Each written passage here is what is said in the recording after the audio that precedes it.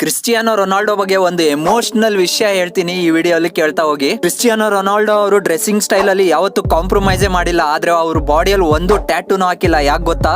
ಯಾಕಂದ್ರೆ ಅವರು ರೆಗ್ಯುಲರ್ ಆಗಿ ಬ್ಲಡ್ ಡೊನೇಟ್ ಮಾಡ್ತಾರೆ, ಮತ್ತೆ ಬೋನ್ ಮ್ಯಾರೋನು ಡೊನೇಟ್ ಮಾಡ್ತಾರೆ. ಡಾಕ್ಟರ್ಸ್ ಪ್ರಕಾರ ಈ ಬೋನ್ ಮ್ಯಾರೋನ ಡೊನೇಟ್ ಮಾಡೋದು ತುಂಬಾನೇ ಪೇನ್ಫುಲ್ ಥಿಂಗು. ಒಂದ್ ಟೈಮ್ ಅಲ್ಲಿ ಇವರು ಚಿಕ್ಕವ್ರು ಇರ್ಬೇಕಾದ್ರೆ ಇವ್ರಿಗೆ ಒಂದೊಂದ್ ಟೈಮ್ ಊಟಕ್ಕೂ ಪರದಾಡ್ಬೇಕಾಗಿತ್ತು. ಟೈಮಲ್ಲಿ ಇವರು ಪ್ರಾಕ್ಟೀಸ್ ಮುಗಿಸ್ಕೊಂಡು ಮನೆಗ್ ಬರ್ಬೇಕಾದ್ರೆ ಒಂದು ರೆಸ್ಟೋರೆಂಟ್ ಅಲ್ಲಿ ಇಬ್ರು ಹುಡುಗಿರು ಇವ್ರಿಗೆ ಬರ್ಗರ್ ಕೊಡೋರಂತೆ. ಅದನ್ನ ಅವ್ರು ಈಗ್ಲೂ ನೆನೆಸ್ಕೊಳ್ತಾರೆ, ಮತ್ತೆ ಆ ಎರಡು ಹುಡುಗಿರ್ನ ಈಗ್ಲೂ ಹುಡುಕ್ತಿದ್ದಾರೆ. ಬಟ್ ಅವ್ರಿಗೆ ಇದುವರೆಗೂ ಅವ್ರು ಸಿಕ್ಕಿಲ್ಲ.